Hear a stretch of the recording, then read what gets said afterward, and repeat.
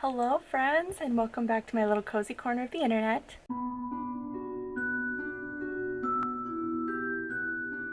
I am so excited because we are starting A Court of Frost and Starlight, and I'm just so excited.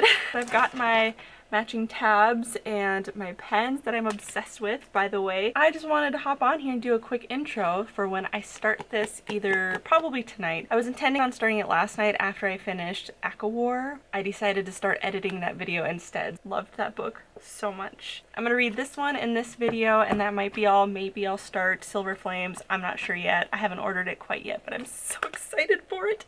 Oh, I love Nesta. I'm gonna get back to work and then I will catch up with you guys later.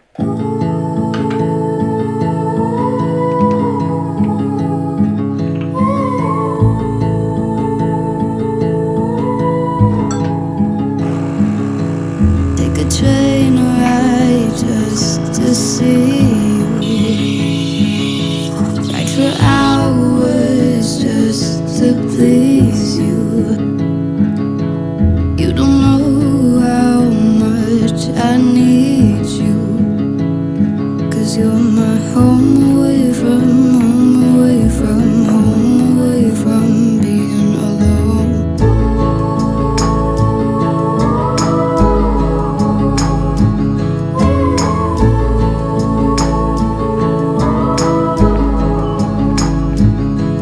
Run away from home, why don't you?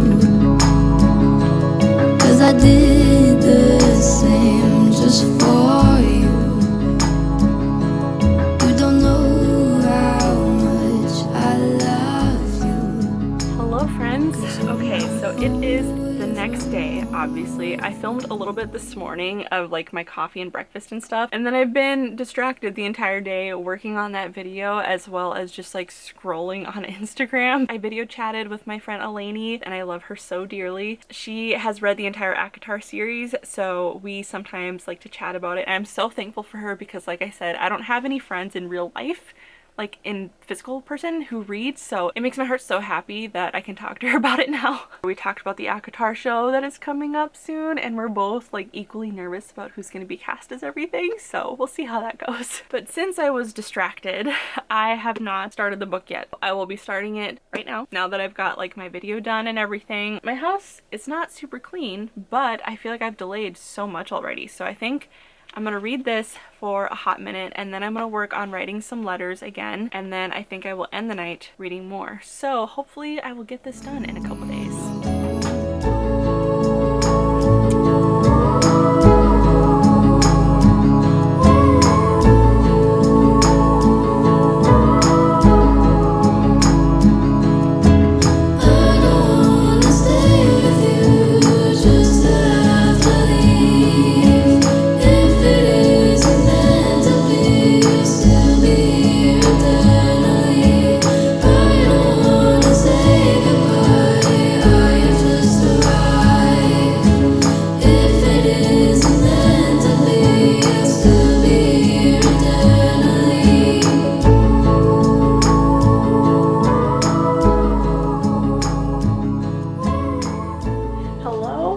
I just realized that I have not eaten since I had breakfast, so I'm going to make some chicken and potatoes and then get all cozied up. I'm going to take all of my makeup off. I cannot believe I'm wearing makeup. It's been a hot minute. And then get more into the book. I'm only a few pages in right now, and it's sounding really cute and sweet. I'm excited to see where it goes. I will say though, it was kind of weird that she was like, she tried to communicate with Reese like mind to mind, and she was like, but all I met was like a black wall, meaning he was far away from Valeris. And I'm like, but you've done that before when he was out of Valeris. So alright, like I said, I'm gonna eat, get cozied up, and then I will read some more.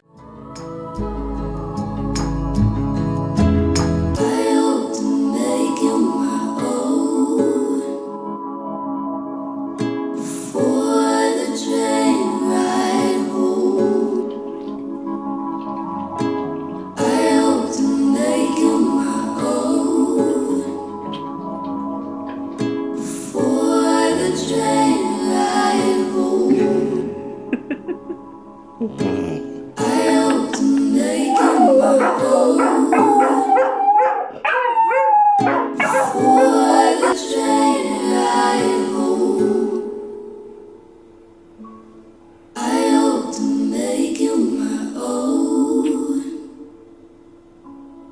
Well, the entirety, oh no, the entirety of page 20 and 21 have me crying already. How Reese sometimes thinks that their love is too good to be true. How he says no one can be this happy and not pay for it. And Cassian says, you've already paid for it, Reese, both of you, and then some. And then they hug. I always forget too that Farrah is so young, like she's turning 21. It kind of makes me feel like I haven't lived a life yet.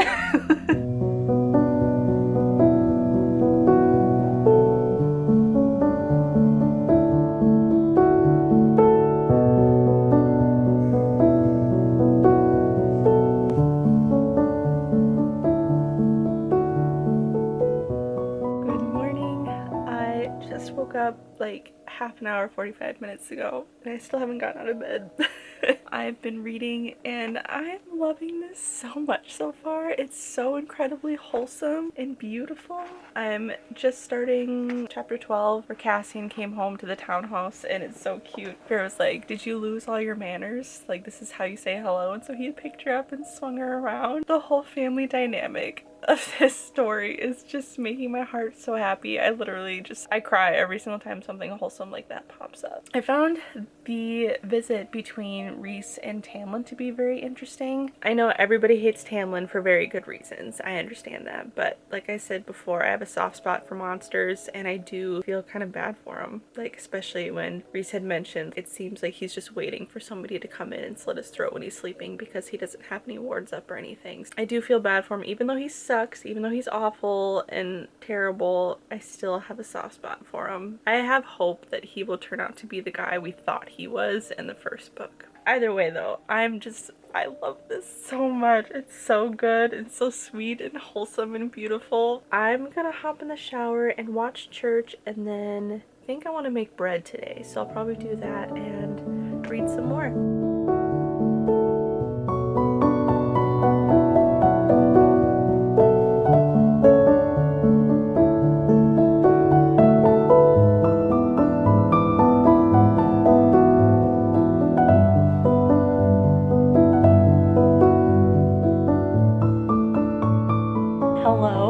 Just read the part where they had all had dinner together before solstice though, so when Nesta was gone, and then like Asriel was like, wait until everybody's seated at the table waiting for Elaine. I don't know how I feel about the whole Elaine situation. Like, Lucien is my favorite character and I want him to be happy, right? But like, if Elaine isn't crazy about him, do I really want them to be together? And Asriel's being so sweet to her. Oh, I don't know. But again, my favorite part of this so far is really just the wholesomeness of the family, of them just having banter and having a good time.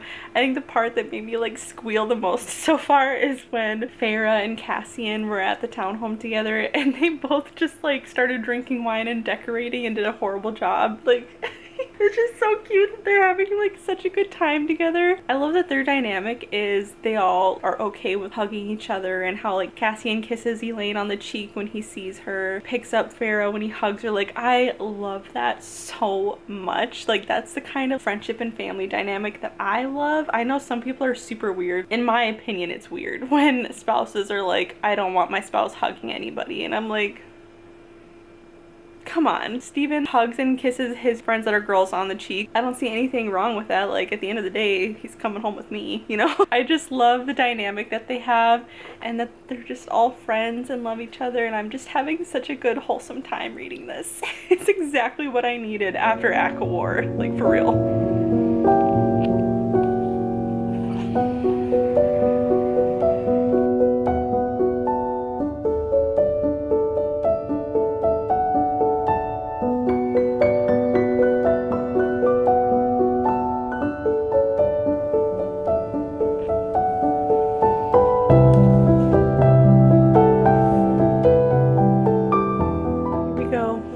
Have full-on tears. Okay, so this part that's officially making me cry is when she's, oh my goodness, when she's in that tapestry shop. Farrah asked her, how can you keep creating despite what you lost? And she said, I have to. I have to create, or it was all for nothing. I have to create, or I will crumble up with despair and never leave my bed. I have to create because I have no other way of voicing this. It is hard and it hurts, but if I were to stop, if I were to let the loom or the spindle go silent, then there would be no hope shining in the void. Oh, I love that so much. And I think that correlates really well with what Elaine was saying right before they went into the shop. Farah was feeling so guilty about like shopping and stuff, and Elaine was like, I think, you know, you should see it with the perspective of the fact that like people fought and died so that you could even have this experience. So look at it as a gift and not something to feel guilty about. Oh, and that's such a good perspective. I feel like that all the time too, where I feel guilty about like taking time for myself to do things, even sitting here reading. I have to remember that even here people have fought and died so that I could have the freedom to do this. And it goes so much deeper than that too, even in a spiritual aspect as well, you know. That was officially the part that made me cry. I've teared up several times throughout this book, but that was the one where tears literally rolled down my cheek, obviously. Oh, this is so good.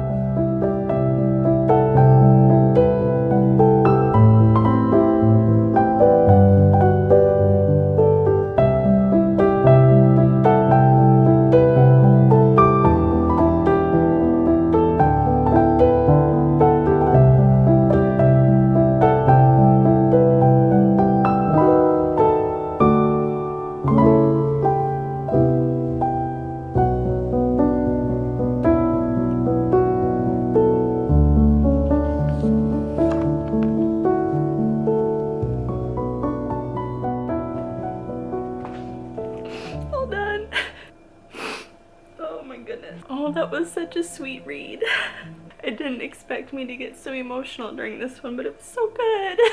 I read this in a day. I started it yesterday, read it in less than a day. I started it yesterday in the early evening, and I didn't really read all that much. Or the thing that I love the most about this book is just how incredibly wholesome it is. Again, I've said so many times that a lot of my favorite parts of the past books for the fact that they just talked so much about family and had such a good casual relationship with each other, and that's literally like this entire book. I even teared up at like the snowball scene when the three of them, the three Illyrian babies, went up to the cabin and had their like annual snowball fight and they all play, and it's just like that part made me tear up because I'm like, oh, such a beautiful family. It did take me a second to realize why Rhysand got kicked out of the, assuming like a sauna kind of a thing. I had to go over it like 2 or 3 times. I was like, wait, what? And then I was like, oh.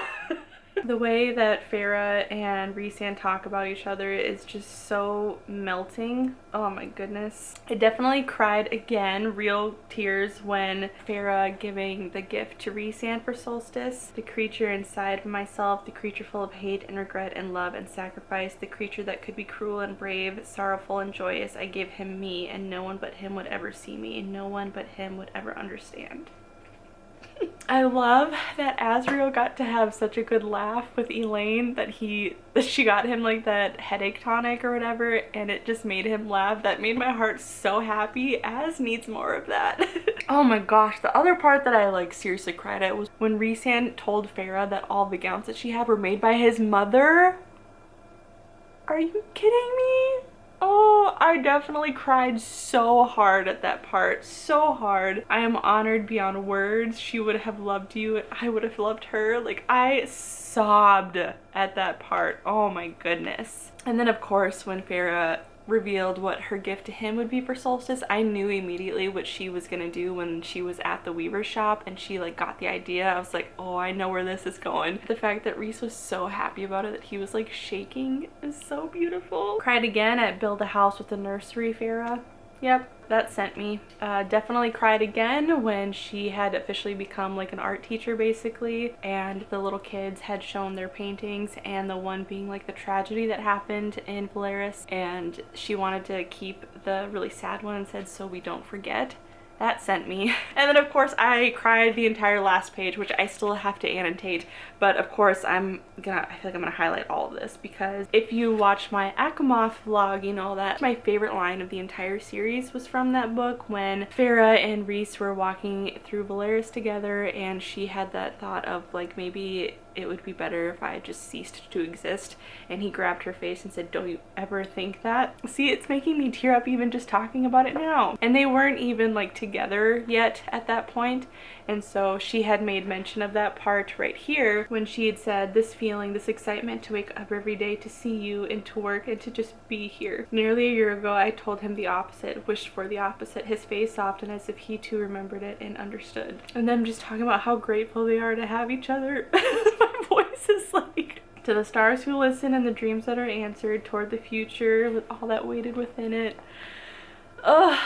This book was just so wholesome and cute. I definitely recommend this one, 5 out of 5. But I did order Silver Flames. It'll be arriving in a couple days. The spice in this one, I'm surprised that there was only basically like 1, maybe 2 spicy scenes. The one being obviously when they went to the cabin after solstice. That was like, whew.